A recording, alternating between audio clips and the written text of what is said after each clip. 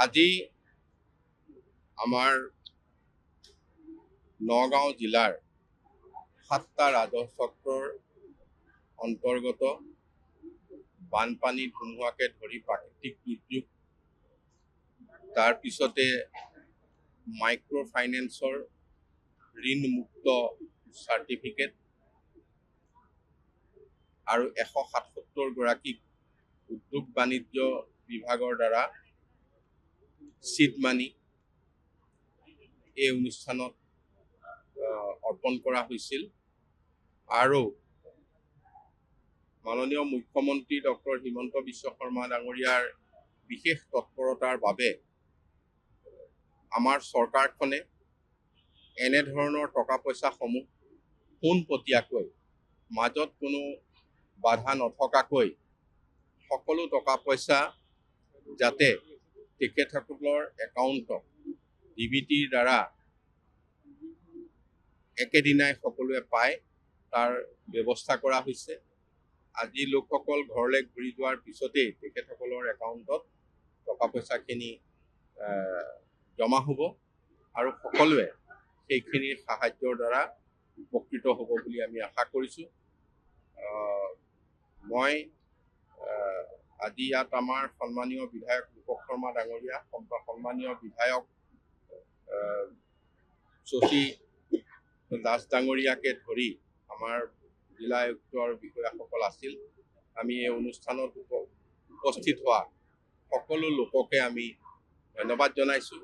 আৰু অতিৰিক্তভাৱে এটা কথা আজি সংযোজিত হৈছে, সেইটো হৈছে যিসকলৰ চৰকাৰী মাটি, ৰেলৱে মাটি ক'ৰবাত যদি তেওঁলোকে চৰকাৰীৰ যিটো নিয়ম মতে টকা পইচা পোৱাৰ বাধা আছিল, তেওঁলোককো মুখ্যমন্ত্ৰীৰ পুঁজিৰ পৰা সাহায্য বানপানীৰ ক্ষেত্ৰত যিহেতু ক্ষতিগ্ৰস্ত হ'ল আগবঢ়োৱা হৈছে। তেনে 266 গৰাকী ব্যক্তিলে অতিৰিক্তভাৱেও আমি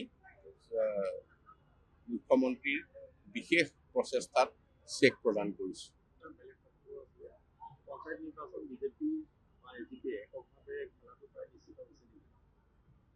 ইতিমধ্যে সেই বিষয়ে আমাৰ ভিতৰত আলোচনা বিলোচনা হৈছে আৰু পৰৱৰ্তী আলোচনা জিলা পৰ্যায়ত, সমষ্টি পৰ্যায়ত হ'ব।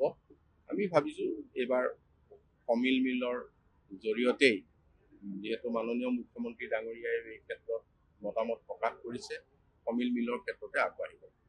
আজি আমাৰ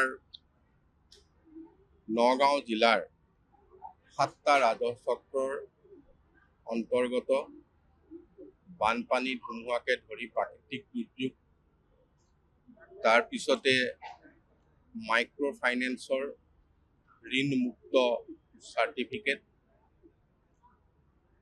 আৰু 177 গৰাকীক উদ্যোগ বাণিজ্য বিভাগৰ দ্বাৰা চিড মানি এই অনুষ্ঠানত অৰ্পণ কৰা হৈছিল। আৰু মাননীয় মুখ্যমন্ত্ৰী ডক্টৰ হিমন্ত বিশ্ব শৰ্মা ডাঙৰীয়াৰ বিশেষ তৎপৰতাৰ বাবে আমাৰ চৰকাৰখনে এনেধৰণৰ টকা পইচাসমূহ পোনপটীয়াকৈ মাজত কোনো বাধা নথকাকৈ সকলো টকা পইচা যাতে তেখেতসকলৰ একাউণ্টত DBTৰ দ্বাৰা একেদিনাই সকলোৱে পায় তাৰ ব্যৱস্থা কৰা হৈছে। আজি লোকসকল ঘৰলৈ ঘূৰি যোৱাৰ পিছতেই তেখেতসকলৰ একাউণ্টত টকা পইচাখিনি জমা হ'ব আৰু সকলোৱে সেইখিনিৰ সাহায্যৰ দ্বাৰা উপকৃত হ'ব বুলি আমি আশা কৰিছোঁ।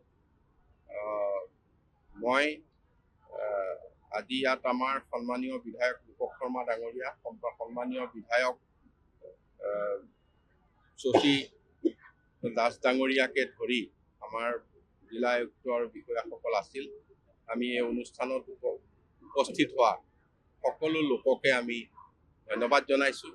আৰু অতিৰিক্তভাৱে এটা কথা আজি সংযোজিত হৈছে, সেইটো হৈছে যিসকলৰ চৰকাৰী মাটি, ৰেলৱে মাটি ক'ৰবাত যদি তেওঁলোকে চৰকাৰীৰ যিটো নিয়ম মতে টকা পইচা পোৱাৰ বাধা আছিল, তেওঁলোককো মুখ্যমন্ত্ৰীৰ পুঁজিৰ পৰা সাহায্য বানপানীৰ ক্ষেত্ৰত যিহেতু ক্ষতিগ্ৰস্ত হ'ল আগবঢ়োৱা হৈছে। তেনে 266 গৰাকী ব্যক্তিলে অতিৰিক্তভাৱেও আমি মুখ্যমন্ত্ৰীৰ বিশেষ প্ৰচেষ্টাত চেক প্ৰদান কৰিছোঁ।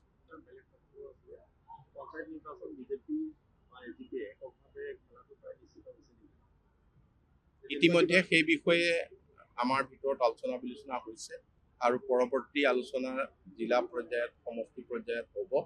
আমি ভাবিছোঁ এইবাৰ সমিল মিলৰ জৰিয়তেই যিহেতু মাননীয় মুখ্যমন্ত্ৰী ডাঙৰীয়াই এই ক্ষেত্ৰত মতামত প্ৰকাশ কৰিছে, সমিল মিলৰ ক্ষেত্ৰতে আগবাঢ়িব। যিকোনো খবৰৰ বাবে যোগাযোগ কৰক 7099017330 লগতে 7099017110 নম্বৰত।